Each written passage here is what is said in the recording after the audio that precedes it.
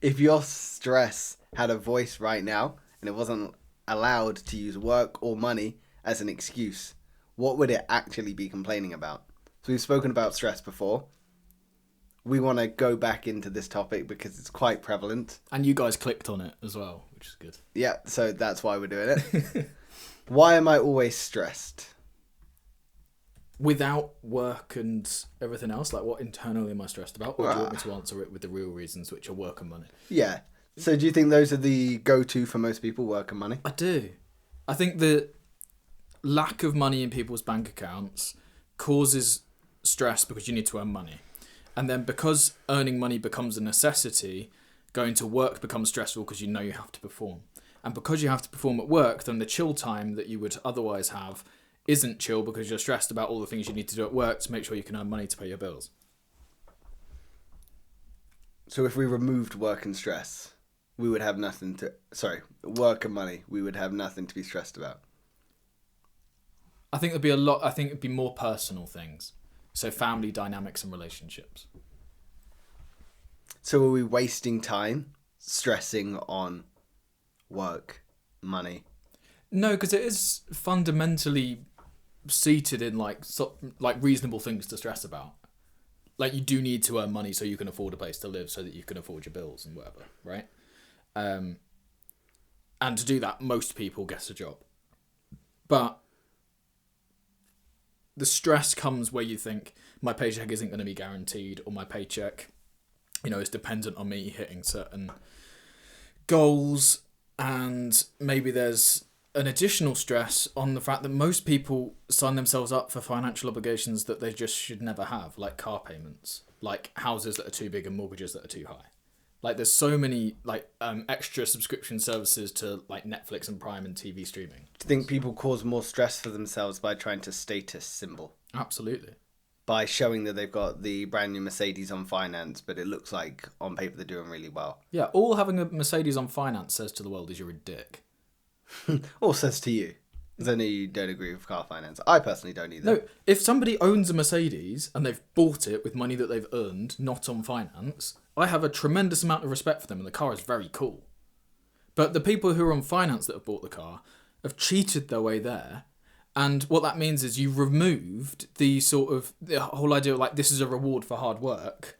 And I've earned the right to this, therefore I can show off about it, which you're fully entitled to do if you can afford Whereas it. in the irony now that used to be a status symbol, whereas now status symbols are, for the people that still feel the need to use status symbols, actually showing that you have less status. Yeah, that's why I have a beta of a car. That's really cheap to fix, apparently. Yeah, wow. I had so many problems on my MOT and I got them all fixed extremely cheaply and legitimately. Apparently.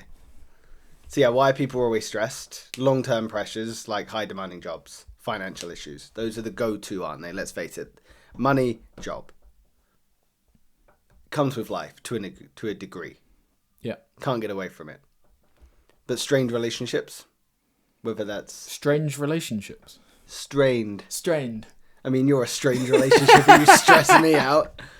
You're just strange. Can you give me an example of a strange relationship? Us. Yeah, it's true. I mean, this is an authentic conversation because who doesn't sit down at a table with microphones and 3 cameras on with huge lights over the top of us? Yeah. We've got no lights in here. It's a good point. We're in pitch black. It's all done in post. It is, isn't it? Yeah. Yep. By the mailman. Or FedEx. So strained relationships. Yes, or DPD. Strained, yes. So if you've had an argument with your spouse... Why are you so... That's our hard S. Spouse. Then... Yeah, if you have an argument with them, then you're going to be more stressed because that's obviously the person you want to try and keep happy. And it's a form of stability in your life. So I think maybe we could define stress by anything that destabilizes your point of reference. I think that's a very good example. There you go. Definition. I don't need to try it for the rest of the podcast now. We've got 5 minutes in and we've defined stress, so it's all downhill from here. Yeah. So might as well not listen. Don't say that. People will leave if you say that. Oh, will they? Yeah. Come back. What about unresolved trauma? Yeah, that So can we've cause said stress. before, people that are not dealing with their trauma, Yeah. that's pulling the strings behind the scenes. That's the subtleties that are impacting day-to-day decisions. Absolutely. You know, it's like the puppet behind this going, me, me, me, me, me, and you're just dancing along. That's what I imagine puppet you're shows milking like. a cow and then pushing all the buttons. Yeah, exactly. Yeah. So your trauma is milking and pushing. Yes, it is. Well done. Every time I was milked as a child. That's definitely some trauma. But yeah, so that's going to be pulling the strings behind the scenes, which is going to be causing stress because it's going to be impacting you on a day to day, which you're not even going to have any idea of how it is. Like if you've had a trauma as an upbringing as a unstable household or a maybe aggressive father figure, you're going to subtly fear aggression or male authority figures, which is going to have an impact on how you navigate life. It'll act as an undercurrent. Everything on the surface looks fine. You're a man. And then under the surface, it's like there's this gremlin. He's like just scratching at your ankles all the time. So you feel slightly agitated and on edge. Like you're walking on Lego. Ooh, yeah. So, Painful. you know, it's you won't be able to see on face value. But if you really get to know them. Yeah, there'll be deep stuff pulling the strings, as you say. Milking and buttoning. Pushing. Milking and pushing. Thank you. Stress can be linked to anxiety disorders, depression and PTSD. Are they real? Yes, of course they are. Yes, they are. I'm just testing you. Thank you for the test. There is. But yeah, persistent stress will be linked to anxiety disorders, depression or PTSD or any other host of mental health conditions. So it's important to manage your stress effectively, to allow yourself to be more in the present moment because, as we've said before, depression exists when you're living in the past. Anxiety exists when you're living in the future. So if you can put yourself in that present moment, as difficult as it might be, that's likely where you'll be able to manage your stress most effectively. So to manage stress, you need to identify what it is that is your stressors. You know, right now, my main stress is you. And I unfortunately can't get away from it. I'm stuck here. You've got me strapped in. And we're like, lead the podcast. And now I'm stuck. I'm really proud of you for being able to express that in such a mature way. And yeah, maybe it's something we can have a discussion about off the podcast if you have serious concerns. You've never once used your words like this. What sort of growing up have you done in the last 24 hours? There's a point in every man's life where he must mature. Are you a man? No. I'm a god. No, I'm not. I'm a bit of a loser. But back to the point of stress. You're right. So having some sort of disturbance in your childhood can definitely play into mental health conditions going forward throughout your life, not just in adulthood, but sort of immediately after the immediate threat has finished. Or maybe it even continues. You're going to still be adding to sort of that discomfort. And actually you might then choose to seek out more harmful relationships because it's the only thing you recognise, which then causes the cycle to continue. You only feel comfortable within that stress, within that sort of fight or flight with the raised cortisol. You actually feel some degree of comfort in that rather than when things are a bit calm, you feel unstable. It's not natural for you. So you're going to seek a little bit of turbulence, which is quite sad. But that's where you've got to prioritise your self-care, isn't it? You've got to do your therapy, your meditation work, whatever it is to help you fight those demons, fight those gremlins gnawing at your ankles. And then you've got to have a good self-care routine, you know, adequate sleep, healthy nutrition, regular exercise. There's so many tools at our disposal to be able to help manage stress. And you've got to take an authentic look at yourself and go, am I doing these things? And ironically, the more stressed you get, the less you want to do those things. Because it feels counterproductive. If I'm stressed about money, I need to be out there making money. I need to be doing the job that's going to get me money, not sitting and getting sleep, not eating a healthy meal or going out for a run. I don't want to do those things. The more you need it, or the more you taste it if you don't need it, is arguably the most you would need it. Yeah, there's a draw to things that cause us stress because we think by participating in those activities we're going to benefit ourselves or be able to solve problems or things. In reality, time fixes most things. We think the way to get over things is to hold on tighter rather than actually letting go. Yeah, it's your pan analogy. It is my pan analogy.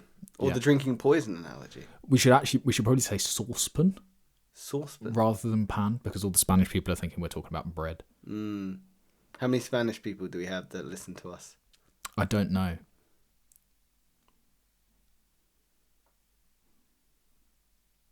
No lo sé. Okay. So why am I always stressed? Well, a question that follows that is why do I feel stressed even when nothing is wrong? So that's a follow-up question a lot of people tend to ask because it might seem on the surface that they're thriving. This is a common scenario that a lot of people see from the outside. You know, you've got a good, successful job. You've got healthy relationships. You live in a great place.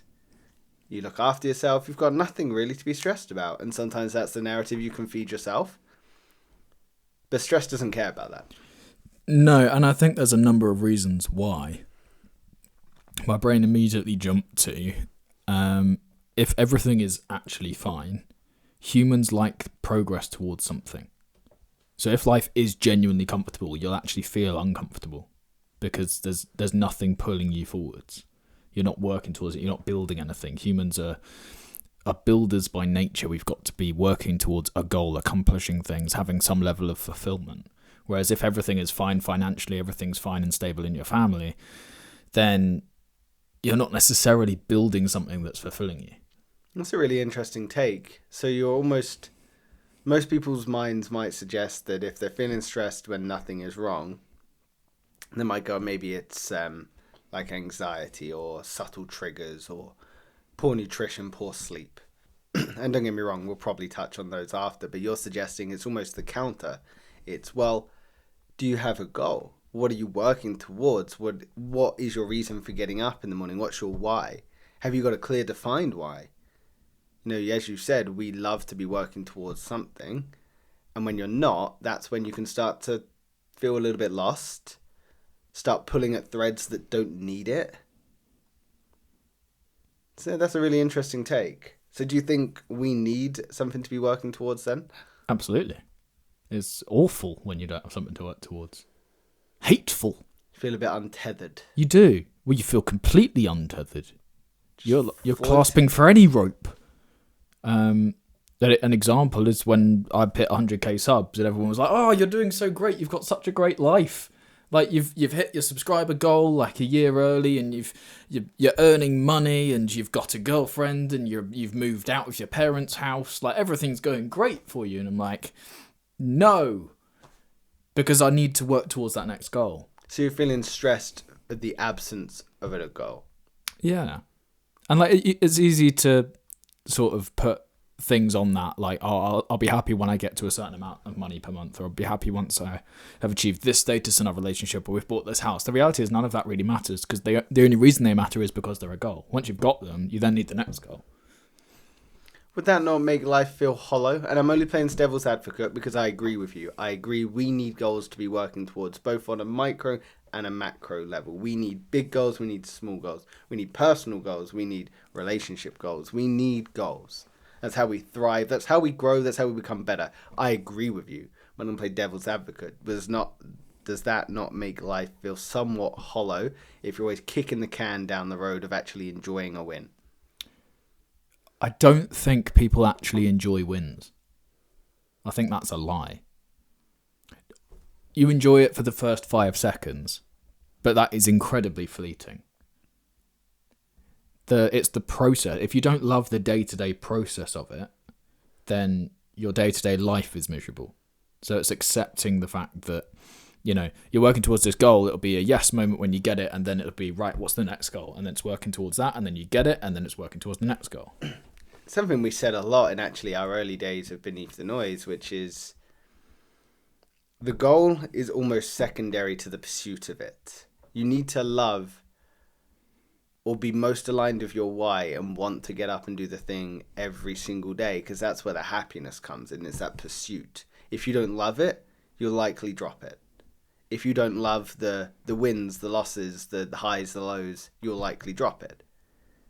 If you say you want the end goal without any tangible proof of trying to achieve it, you likely will drop it. You likely don't want it that bad.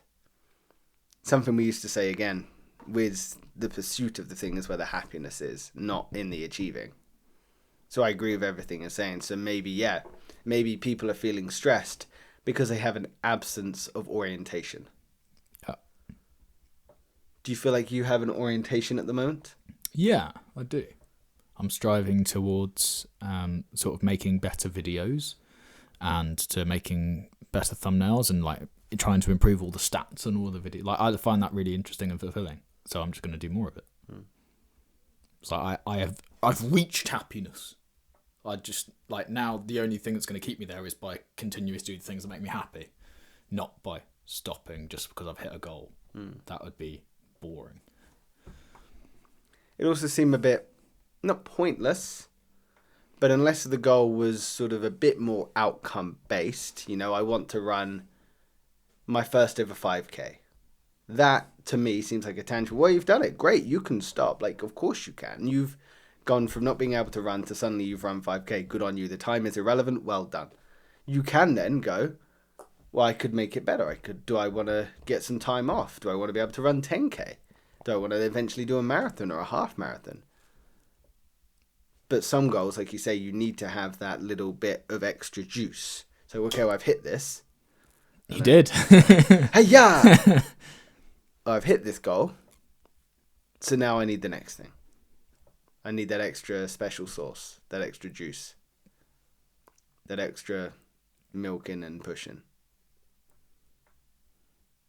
Okay, so let's look at some of these more traditional stresses when nothing is wrong. There is one I will touch on because I was doing some editing of our old videos. Well, not editing, I was thumbnails and listening to the old podcasts. Was when I mentioned that I was breathing into my chest and I was keeping my body in the fight or flight response. I was not breathing into my diaphragm, therefore not activating my rest and relaxation, my parasympathetic nervous system. I was just in my sympathetic nervous system, which is the fight or flight. That kept me in a state of anxiety. That kept me very stressed. And I was quick to agitation. I was quick to anger. I was quick to be sort of thrown off kilter. That's why people could be feeling stressed. So they've got underlying anxiety about something. If they're not regulating their breathing, if they're not finding enough time to get into the rest and relaxation state. So anxiety as a whole, whether it's generalized anxiety disorder or whether it is just through lack of activation of your parasympathetic nervous system, which is your rest and relaxation, that can make you feel stressed. So you should breathe into your stomach. Breathe into your stomach, into your diaphragm, yes. I was breathing into my chest, which even now trying to do it, 1, stresses me out, 2, makes me feel incredibly on edge. It does. So have you been breathing into your stomach as is that your default breathing now? It's my default now, which is amazing. It was very hard at the beginning. Very hard because I had to change the whole way that I was breathing. Imagine, breathing is unconscious. It's not something you think about doing. So then having to think about doing it was very hard. Yeah, it's like trying to beat your heart. Yeah. I want to talk a bit more about sort of breath work. Because I think it's a very tangible solution to stress, especially in the short term, to sort of calm you down when you're in that heightened state. So breathing into your stomach is important. There's also different forms and styles of box breathing, which can be helpful. Can also starve you of oxygen if you're not prepared for them. So just be careful about which ones you do. Do you know of any good breathing exercises, additional ones to just breathing into the stomach that we could sort of share? So there is a few that come to mind. There is the 4-7-8, which I did do some research on. I know we like to laugh at it, but it is valid. It activates your parasympathetic nervous system. So you breathe in to your diaphragm into your stomach for 4, hold for 7, breathe out for 8. There is the physiological sigh. So you breathe in through your nose, obviously into your diaphragm, as much oxygen as you possibly take. Fill those lungs. At the end, when you can't take any more, quick sudden breathe in through the nose, and then breathe out as if you're breathing onto a hot cup of tea or coffee. Slowly exhale. That again activates your parasympathetic nervous system. That one's been very helpful for me. Couple of breaths like that and I feel like I'm back to baseline. You can also go to breath work meditation workshops. So breath work as a whole. God, who came up for the name with that? Is you're gonna breathe into your stomach the whole time. You're gonna breathe mouth breathing the whole time. And you're going to breathe in one continuous breath. So did you know humans are the only animals that do not breathe in a continuous breath? Look at a cat, look at a dog. They're constantly in, out, in, out. There's no pause. Think about humans. We breathe in and we'll stop and then we'll breathe out. So this is, you'll normally be led by some sort of leader, and it can be very good for releasing trauma because trauma will be stored in the body, and this is a great way to put all your awareness into your body. And you might start feeling that you're uncomfortable and your body wants to move you out of the breathing, and that like your leg becomes really itchy or somewhere becomes really uncomfortable. You got to sit and breathe through it. You got to keep going, and then it helps you to release that stored trauma in your body. You're trying not to pause at the top. You're just trying to keep it going. You breathe in to your diaphragm, open mouth.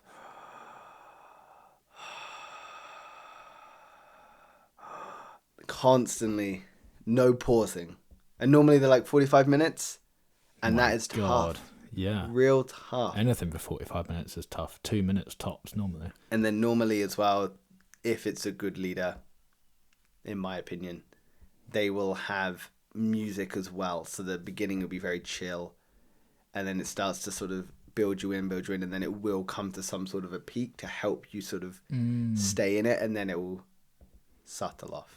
And we used to do that. My ex and I used to run like workshops like that. She would do the breath work. I'd do like Reiki around as well. So cool. Such a cool energy to be around. What is Reiki? Yeah, I've told you what Reiki is. Because as far as I can see, it's just holding your hands near somebody. Reiki is energy healing. So it's a Japanese form of energy healing.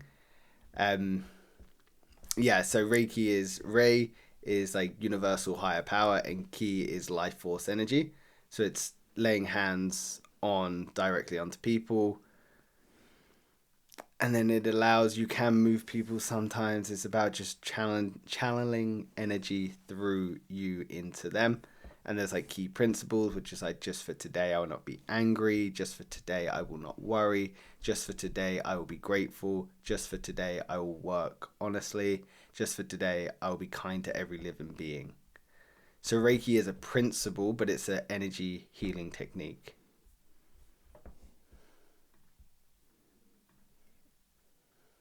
I'm not going to judge. Nor should you. It's great. I'd say we'd go for a workshop before I leave, but sadly we can't. Well, and I have no interest. You'd get bored. Yeah. So yeah, okay. Stressed when nothing is wrong.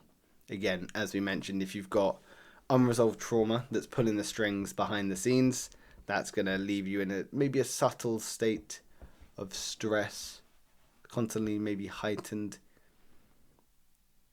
What else? Is there anything else you can think of that might cause someone to feel stressed? I think it would just be the little inconveniences. Yeah. So everything can be big picture okay, but it's like the little daily inconveniences. They can build up. My favourite thing with that, when it's daily inconveniences, is just the framing of, if this is the worst thing that's going to happen today, my life must be going pretty well. You know, if someone cuts me off in traffic, someone doesn't smile at me in the supermarket, I'm like, if that's the worst thing that's going to happen to me, I think I'm doing all right. Just helps to reframe it. But I've got another type of stress I wanted to just highlight. I don't think we've ever spoken about this stress. Crazy. Positive stress. Hey, what's this? Hey, up. Did you go northern? I do. I can't do northern. No. Oh, no. I know you can because your grandparents are Great at northern, me. It explains so much about you, to be honest. Sometimes when I'm driving back, I look out window and I see birds. Yeah, you drink your tea. Yorkshire so even good tea. things like, look, Yorkshire tea is the best tea. Wrong, Tetley. Yorkshire tea. Tetley. PG tips. Can we agree that needs to go in the toilet? Oh yeah, agreed. Any like That would be a great way to make tea. Why don't cafes have a toilet up on the... Oh, that's probably why. No, but if you put tea in a toilet and flushed it, like you'd have a cup of tea. I think you should get rid of any supermarket teas. Sainsbury's isn't bad. Like the red label, not bad. Not bad. But it's Yorkshire. I can't get behind Yorkshire tea. I once had a cup of tea in the States. It was Lipton. I threw it away straight away. I was like, that's not tea. It was awful. Don't they do iced tea? Yeah, that's not bad. Yeah, but they should stay away from hot drinks. Yeah, that's not their forte. But positive stress, like new relationships, promotions, moving house. These are all positive things, but they just put a little bit of stress. You might feel on edge simply because your life is changing for the better. You know, it's a slight unknown, but everything is going well. Mm. You know, you arguably have a positive stress because you got a thriving like YouTube channel. When it's going well, you just want to hold and ride that. Yeah. At the moment, I feel, a little bit on edge because my life is changing and for the better. You're the envy of the friendship group. I don't think I am. You definitely are. No. Because travelling is something that all of us want to do, but don't prioritise it enough to make time for it. Whereas you have the confidence to actually go and make time for it. And I think we're all very envious of your ability to do that. Yeah, but I will be envious of you guys when you'll have thriving relationships and houses and kids and dogs. Will you though? Yeah. You want all those things? Yeah. But not more than travelling. Not at this moment. But I think this is the, not the last hurrah, but this is the last, big hurrah where it's there's nothing that's holding me back. There's nothing holding me back. Well, at the time of this going out, I will be near the end of my trip. That's a good point. Might be dead. I might. God, that'd be solemn, wouldn't it, if I called that? On the day this one goes out, 111. Yeah. Angel numbers. What's 111 angel number? What's angel numbers? Other than a song by Chris Brown. Is it? Yeah. 111. Powerful sign of manifestation, new beginnings, and alignment with your life's purpose. There you go. Wait, so there's an angel number for every number, is there? No, I think it's 111, 222, 333. God, we've got to wait 111 episodes until we get the next one. I know. Wild! Wild indeed. Well, no, 101, isn't it? No. No, it is 111, yeah. I can't do math. So why does stress feel normal now? Because let's face it, that is a normal conversation. How are you doing today? Oh, I'm stressed. And that's so normal now. It could just be progressive desensitization. Those were a lot of big words. You'll have to expand. The more you're exposed to a stimulus, the less sensitive you are to it. Therefore, you become desensitized. You just don't interact with it in the same way. It doesn't you're just going to accept it as normal rather than looking at why you're feeling that way. So because stress has become somewhat socially acceptable, we now deem it as a norm. Yeah, and well, I don't think it's just socially acceptable. It's socially required. If you're not stressed, everyone hates you. Something wrong with you. Yeah. Or it's you're doing so much better than they are, even if you're not. It's if you're not stressed about your life, then it winds up everyone else. Either your life is not worth living because you've got nothing worth stressing for, or you're the envy. You've progressed beyond stress. But very few people live a life that's similar to maybe everyone else on average, but doesn't experience stress or brags about not experiencing stress. That's just not normal. Whereas stress now is, normal. People say, I'm stressed all the time. Oh, always stressed. Middle-aged women especially. Yes. But maybe you're right. Maybe it's and just... everyone else will know about it. Maybe it's just long-term exposure. Constant exposure to some degree of stress.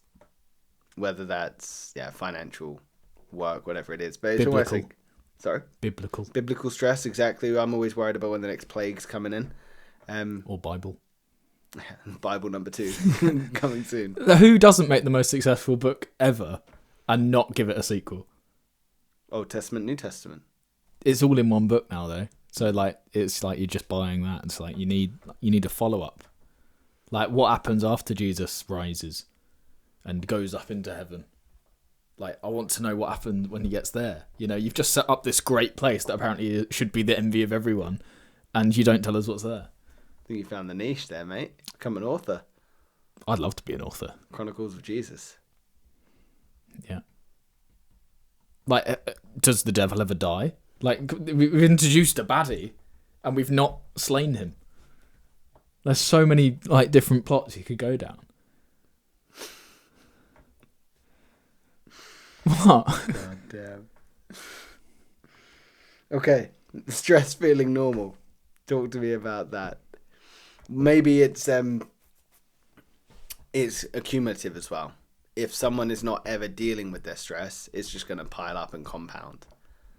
So stress is not going to let up. So if you don't allow your body to release that stress hormone, it's just then going to make you feel normal. So you're then going to be able to function with that stress, but your body is always going to be stressed. Yep. What else? I think we've covered a lot. KMS. There is no mass. Okay, no mess. What are some signs of chronic stress then? Because I can show you some. I can see them. Look at me. I'm the picture of Stress. laid back. Are you? Yes, I'm as laid back as they come. Sure. Just not this morning. Yeah. So signs of chronic stress. Mental is like brain fog, irritability, anxiety, feeling detached. Physical would be like constant muscle tension, headaches, digestive problems sleeping. That's sort of chronic stress, and those are signs that need to be attested to. Sweaty palms, elevated heart rate, agitation. Yep. So how can someone know if they're actually stressed? Again, we mentioned some of those signs. Those were more chronic stress. But what are some subtle ones? Like aches and pains, digestive issues. You said faster heartbeat, which is exactly right. But maybe they'd be feeling fatigued as well, run down. Never well rested. Yeah. No matter how much they sleep or a lack of sleep, maybe insomnia. Teeth grinding. Huge one. Is it? Grinding their teeth. Yeah. Soph grinds her teeth. I grind my teeth as well. Do you? Yep. It causes me a lot of jaw pain. I actually had to go to the dentist once. I thought my wisdom teeth were coming through. They went, nope, you just grind your teeth when you sleep. How do they know? What do you mean? How do they know you grind your teeth if they're not there? Well, they one did an X-ray to see that my teeth weren't coming through, and two, they looked at them and went, yeah, you've... But how do they know you just don't eat gravel? I think that's a fair assumption. There's a guy in India who just eats gravel. Okay. I wonder what his dentist says. Probably doesn't go to one. He's probably like, oh, you grind your teeth? And he's like, I don't think I do. God. What are some behavioural signs of feeling stressed? Eating gravel. Behavior, yeah. So that would be the agitation, wouldn't it? It would be the snapping quickly, having a short fuse. Short temper. Lots of short things. Maybe short people on average are stressed. They're That's more why agitated. I'm never Yeah. stressed. You're like, Because I'm massive. Shut up, Will. I'm taller than you. If you stand on a cliff, and I'm stood at the bottom of it. But they might withdraw from like friends and family. They might start feeling lonely, whether that's personally removing themselves or just through how they're feeling. Yeah, isolation. Isolation, exactly. They might change in their eating habits, like eating too much or too little. They might start requiring sort of different substances like alcohol, weed, screen time, smoking. And then, yeah, snapping, I think, is a big one. Like a crocodile. Crocodilia. What do we think stress does to the body over time? I think it puts you into an early grave. Do you think? I think it kills off your cells. It's like because your body is having to work on overdrive, basically. It's putting you into that heightened state, and therefore your body is working harder for no reason. It's going to elevate we've said it elevates your heart rate, which means your heart is doing more work. It's like, are you more likely to wear out and get tired quicker by walking or running? It's like, well, running, obviously, yeah, because you're doing more work. So maybe you only get a certain number of heartbeats in your life, and it's just getting through them quicker. This is why I'm not a biologist. Good thing is you not acknowledge it. Yeah, I'll stick to physics. Okay. But yeah, you're probably right. It does probably age you quicker, doesn't it? Wrinkles appear on people that are stressed or laugh a lot, actually. You get all those wrinkles. And sad. I'd rather have wrinkles from laughing too much than being stressed, though. Would you? You get the eye ones. Yeah, don't mind that. She isn't smiling all the time. You might get grey hairs. What, from Might laughing? lose your hair. From being stressed. Oh, yes, we're talking about stress. Yes, you can, for sure. That's why I've started to go grey. Have you? I have 2 grey beard hairs, and I think 3 or 4 now in my upper. Well, I definitely have more than that, so don't worry. The age difference would explain that, though. You've been stressed for longer. 5 years of stress. Yeah.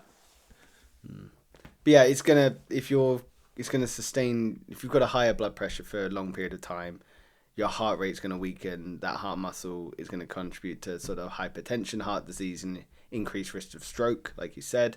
Your immune system is gonna be weakened. You know, it's making you more susceptible to infections, to illnesses, and then likely unable to recover as quickly as well. Maybe your what's the word? Self sort of confidence is also depleted if you're feeling slightly more run down. I reckon so as well. You're not going to want to put yourself out there. You know, if you're stressed, you just want to focus on the stress. That probably then comes down to the isolation that you mentioned as well. You know, they're likely going to feel somewhat depressed, whether that's through the isolation or whether that's just through the sort of chronic stress on their body. Yeah, I think you might be right. What's really interesting as well is chronic stress over time, high levels of stress can negatively impact fertility by altering hormone levels, so your testosterone or your estrogen, leading to issues with ovulation, menstruation, and libido. So if I have more testosterone, I have more swimmers. If I have less testosterone, I have less swimmers. Correct. I probably have no swimmers. You should get your testosterone levels. I'm not convinced I have testosterone levels. Do you think? I think I'm just a blank canvas. You must have some because you got facial hair. Can't help that grows. That's doing testosterone. Is it? Yes. Really? Yes. Oh, cool. Maybe I've got loads then. No. Maybe I'm really driven. That's quite testosterone like propelling, isn't it? Being driven. Or is that because I have testosterone I am driven? So, signs of high testosterone include acne, increased libido, hair loss or excessive body hair, high blood pressure, mood changes like irritability or aggression. Yeah, I've got some of those. I don't have the hair loss, unfortunately. I think I look really good bald. Do you think? Well, I've got a 4-inch scar. Be brilliant, wouldn't it? Sure. It'd be a conversation starter at every party. I drove into a multi-storey car park and they had that barrier and my car was too high. Took the top of my head off. Well, I fought a shark saving children. It's another good one. Any more? I mean, you could go any direction, couldn't you? That's where the bullet landed. Bad javelin injury. I like it. So why do people ignore stress? Why do people ignore the signals that their body is stressed, their mind is stressed? I think the reality for most people is whether you're stressed or not, life goes on. Yeah, you've still got to go to work whether you're stressed or not. You've still got to pay your bills whether you're stressed or not. I think that is the tangible reason why people don't focus on their stress. I think maybe if there is a psychological reason, it will be it's easier to ignore things than it is to deal with them.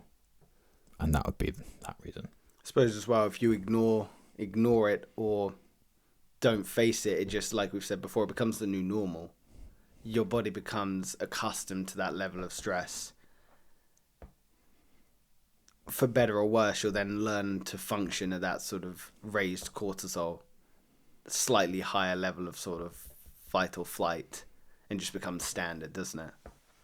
So yeah, that's kind of sad. I think you might be right. Maybe if the pace of life is not slowing down, so why should I slow down?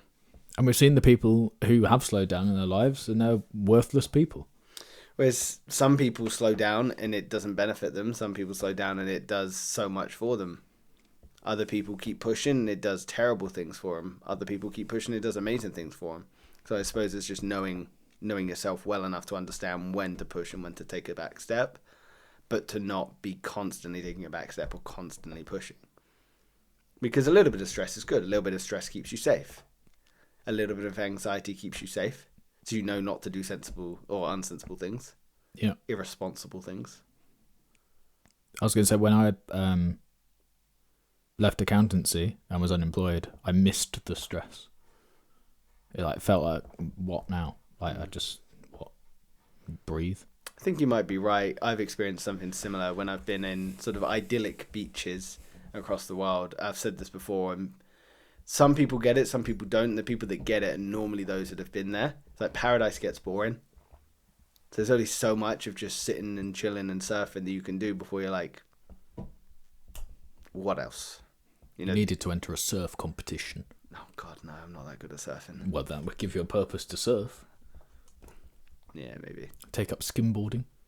No. But this is what the point you're saying is, you need that little bit of stress, that little bit of like... You could learn to swim, and then you wouldn't need the surfboard. I can swim. Oh. I need armbands. Do you? No. I can swim. I'll buy you armbands when you come out to Bali. You can go surfing with armbands. You're going to be like... So, those of you who don't know, me and my girlfriend are meeting Connor out in Bali as we speak. No, we would have already been. But you don't know that yet. Pretend you don't know. Yeah. And she's an incredibly good swimmer. She's faster than speedboats. Are you a good swimmer? No. Okay. Really bad. So you're going to learn to surf? 10, yeah, so that I don't have to swim. 10 lengths of like a standard swimming pool is like me cooked, whereas she'll do 50 lengths in 50 minutes. It's insane. Damn. So why do we ignore stress? How much of it is hustle mindset? That hustle grind culture? This thing needs to get done. I'm falling behind if I don't get it done. You love harping on hustle culture at the moment, don't you? Well, yeah, it's because I can see how damaging it can be. Really? I see the bet. Like, again, you know me. I like to look at both sides. I see the duality of hustle culture. I see the benefits, and you know me. I can put my head down and fucking work when I need to. I can get shit done, but I also know that I can rest like a motherfucker if I need to as well. Yeah. You know, there is a duality to this hustle culture, but this constant grind, sacrifice all feelings, sacrifice all burnouts just to achieve, can be so damaging for people. And if you're obsessed with the grind, obsessed with the hustle, you're going to ignore your stress signals. And whether that leads to burnout or not, I don't know. Everyone's different, but... I think it's different thresholds for different people. Agreed, absolutely, yeah. Everyone has different degrees of stress, and you can increase your tolerance, which is what we said before, of the new normal. But as long as you can return yourself back to baseline, that's where, for me, that's where the difference is you don't want to be pushing your new normal of where you sit in stress. You want to push your ability to handle and manage stress and still be able to come back to baseline without having to burn out or be extremely fatigued. For real. Have you managed that balance, do you think? I'm getting better at it. I wouldn't say I'm perfect. But yeah, I'm learning to identify when I should, take the morning off or stop working at 6 or just have a chill evening or just, take the day off or go for a weekend away or go to Bali or things like that. Like, talk to me a year ago, I wasn't doing any of that stuff. It was like, no, unless it's YouTube, it's you're dead to me. The ironic thing is you started hanging out with me more, and look at you now. Yeah, but notice how we wouldn't be hanging out more unless we was filming it. Like, there's still that. Yeah. It's not because I don't value you as a friend. It's that my goals are priority over everything, including my other half. Like, And that's why this will succeed. Yeah. And you're right, we can knock on the wood of producers in Hollywood and whatever when they eventually realise that Hollywood films don't sell as much as podcasts do. Mm-hmm. What about high functioning avoidance? So treating stress signals as just a rough day or just a busy season, minimizing to keep performing and avoid the vulnerability of admitting you're overwhelmed. Yeah, we see sort of stress as a signal to keep doing more and pushing harder, and it's just a bad day or it's just a bad week or things aren't going great at the moment, but so it'll work itself out, you know. But you're just really stressed. Yeah, and sometimes you're just avoiding dealing with that stress. You just push it to the side. Yeah. Sometimes you don't have the emotional capacity to deal with the stress. Sometimes you just don't have emotional capacity. And sometimes that's okay as well. Really? You like, actually think that? Yes, I do, honestly. If sometimes... Okay, I'll give you a for instance. When I went through my last breakup, I threw myself into the gym. Arguably too much. Break the walls. But that kept me safe for a while because I was able to do some degree of processing while putting myself under an extreme level of stress. But that was avoiding the real issue, and eventually I had to go back and still face that issue. But there's times where you can completely avoid and throw yourself into other things. There's other times where you have to look at it. It's when you do too much of one. As we've always said, it's the 10% of either side that causes the issue. Yeah. Just stay in the 80% in the middle. Absolutely. Never try and be sort of the top 10%. Never try and be the bottom 10%. You know, just stay in the middle. Be average. Yeah, actually, that's where it's safe. Advice. I can't believe I said that. Like, only be the top 10%. If you ever fall into the bottom 10%, kill yourself. Jesus Christ. That's my personal framing. Feel free to use it. Check the link in the description for Huel. You get money off. The funny thing is Will actually does drink his Huels. Like, he is consistent. Behind the camera, I've got 1, 2, 3, 4, 5, 6, 7, 8. I'm going to make a guitar out of Huel bottles. It's going to be very cool. Check out Will Taylor channel. Just plug in your own one. Yeah. We've got 400,000 subscribers. We're over 1,000 times bigger than this channel. So, yeah. I mean, subscribe here. Like, we'd appreciate it. We do 2 podcasts every week, a long form video every day. No shorts because we're adults. And yeah. Nice. So, jumping off what I was leaning on there, is there's some degrees of stress. There's sometimes to lean in, sometimes to not. Is stress always bad? No. I think stress keeps you on the edge. I think stress actually gives you a reason to live in a lot of cases. It can boost awareness, alertness, motivation, focus. It can sometimes be a nice survival mechanism that keeps you going in the face of adversity. Yeah. So again, there's good stress and bad stress, as we mentioned before. Stress can be harmful, but stress can also be beneficial because it can be used as some degree of a positive boost, like we said about willpower. Similar maybe kind of vibe, to be used sparingly rather than as a consistent resource. Do you know about the anterior mid-secular cortex? I don't. So there's a brain area that grows the more you do stuff you don't like doing. For example, for me, every time I wash up. For other people, it's every time they get in the car on a cold morning to go to work. It's going to the gym for some people. Forcing yourself to do things that you don't want to do grows this area of the brain. And the more you don't want to do the thing and you do it anyway, the more it grows it. Scientists are speculating now this is actually a brain area that fully contributes to willpower. And the bigger it grows, the stronger it gets. Yeah, you're exactly right. Did I get the name right? Yeah. Anterior mid-secular cortex is often described as gym for willpower because its volume and activity can increase when individuals engage in and persist through difficult or unpleasant tasks, such as increased exercise or dieting. It's also linked to fighting apathy and promoting tenacity and perseverance in the face of challenges and adversity. You didn't expect me to come up with that, did you, audience? I know, it's the most sort of in-depth thing you've ever said. Brainiac over here. Brain science. Look at you being all big brain and that. I know. Please don't make it fall off the cliff from here, though. It definitely, if it hasn't already fallen off the cliff, it is falling. I mean, yeah, we've been falling and free falling for a while on this particular episode. We've tried to hold it together, but We were at our highest at episode 1. I know, yeah, we peaked. Okay, so let's talk about stress and burnout. What's the difference between stress and burnout?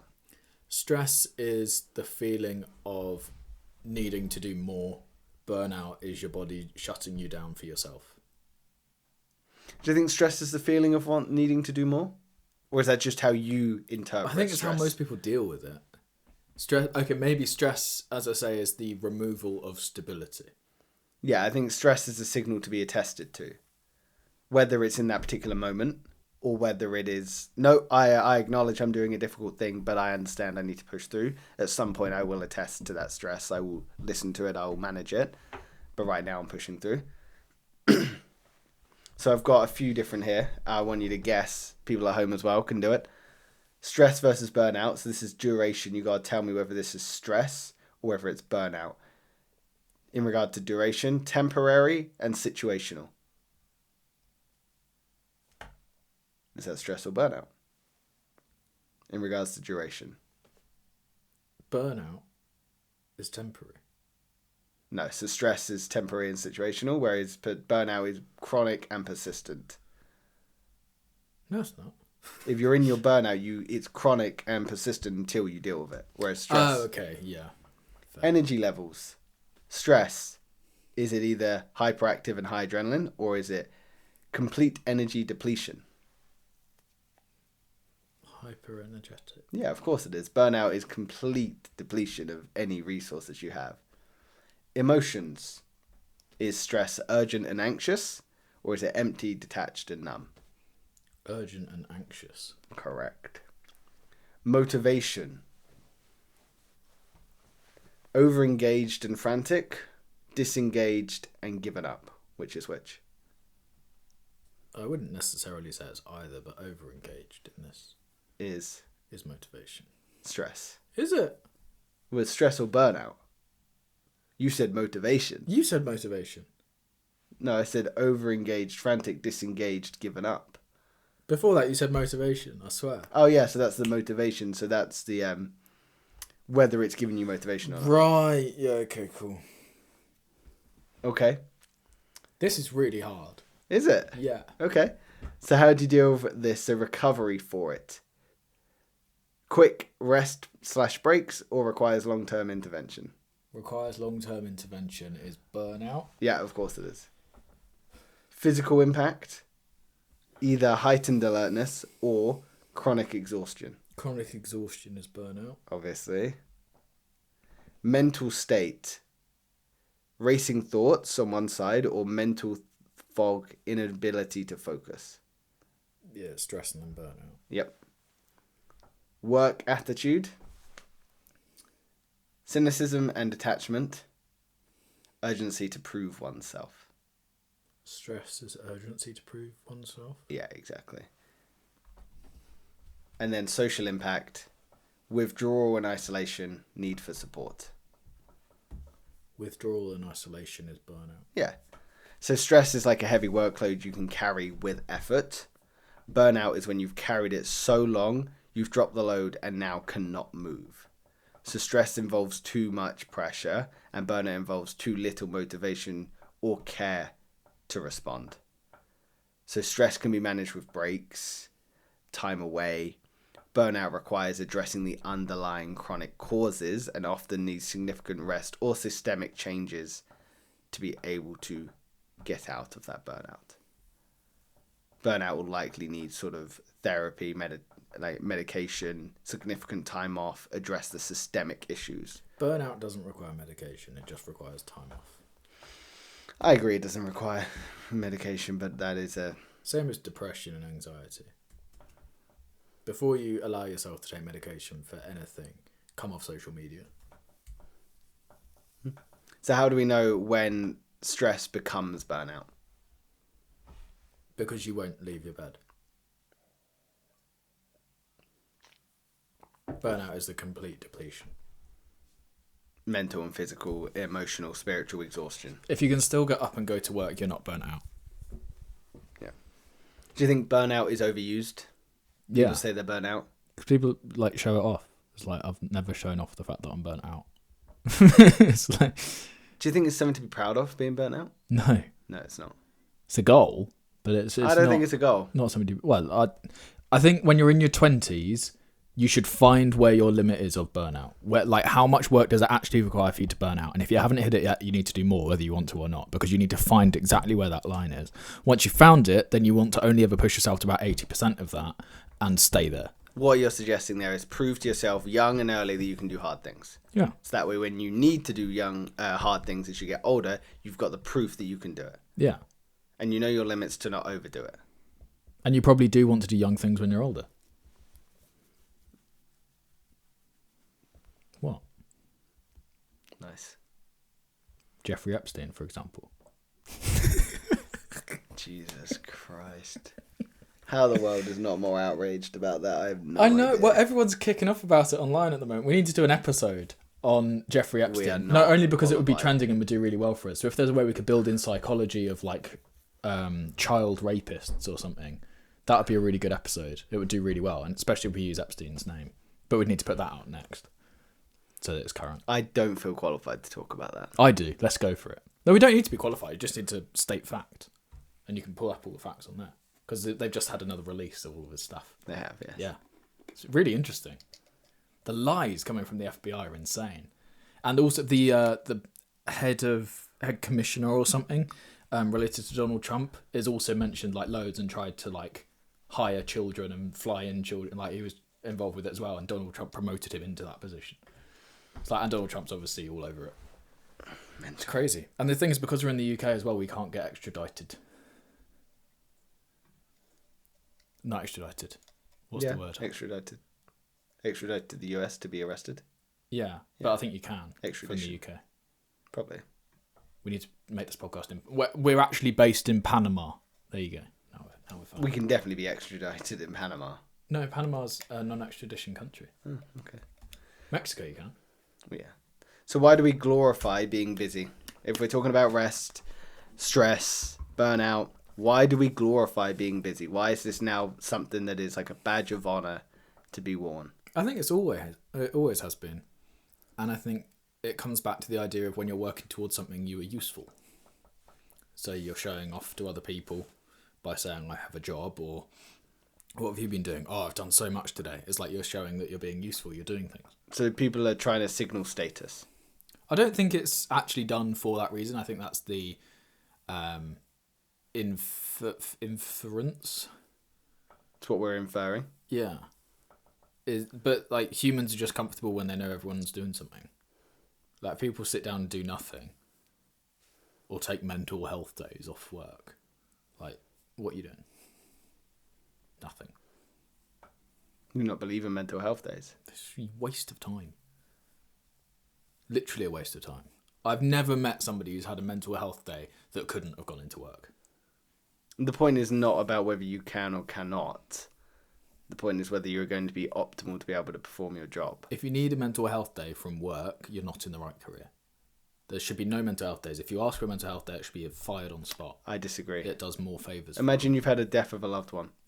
That's not a mental health day. That's grief. It's still the same thing. No, it's not. Mental health is like, oh, I feel a bit sad. No, it's definitely not. Yeah, There's it is. a big difference between, oh, I feel a little bit sad to I'm dealing with chronic depression or anxiety.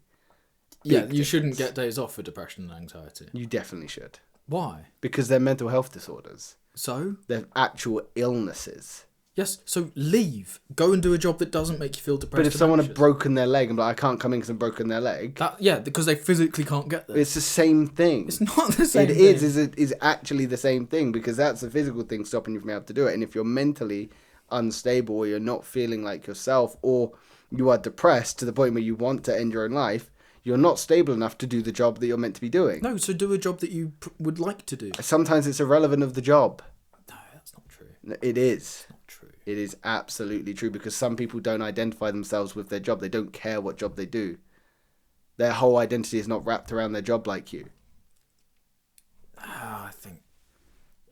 No, I don't think mental health days should be a thing. No, I can categorically I think you should disagree. maybe should be able to take it out of your holiday. No, absolutely not. Well, I'm just going to pay because somebody's feeling sad. Like, I can't get my head around that. Just because you don't feel your emotions doesn't mean you should punish for other people. I do feel emotions, but I feel them in the hours that I'm not working so that I can work. Sounds like avoidance to me, mate. No, you just... Work is not a place for emotions. So use work as an escape. You want to make decisions that aren't emotionally based because they'll bear better decisions anyway. If it's not about making decisions that are emotionally based, it's to the point where your emotions are so overpowering that it has become... It overpowers your logic-based mentality. I'm okay with, if I was an employer, to like provide mental health services, but to be taken advantage of outside of work hours. I don't think people are taking advantage of stuff by saying they need a mental health day. They're just prioritizing their health. And really, like, we live in a world now that's starting to understand that there is a life outside of work. Yeah, but that's a different point to mental health. Mental health days is us going too far the wrong way. No, I disagree. Why do you think it's too far the wrong way? Because it just opens, like, it's like sick days. People who always take sick days. Yeah, but you've gone to the extreme. You're saying that people are going to be taking advantage. They do. I've seen it in real life. Some people do. Yeah. But some people don't. Well, but those people equally would be equally happy to take it as holiday. What I will do for you is I'll give you some sort of an olive branch to suggest that likely the people that need to take mental health days are not taking them. Yeah, or if they would happily take it as a holiday day because they actually need it. They're willing to sacrifice something so that they can have the time off to replenish themselves. No, I disagree with that. But what I'm suggesting is I think there's a lot of people that suffer with mental health that don't want to reach out and get help. So I think there's a lot of people that might exploit it because they see it as an opportunity to be exploited when they're not struggling with stuff. I agree. That's the extreme. And again, on the same extreme, I reckon there's people that suffer with mental health that don't reach out to get the help they need, and they just continue to work through. But the reason I'm so passionate about it is my brother has bipolar, like, diagnosed. He's on heavy medication for it. There's days where he is so unlike himself, it's fucking scary.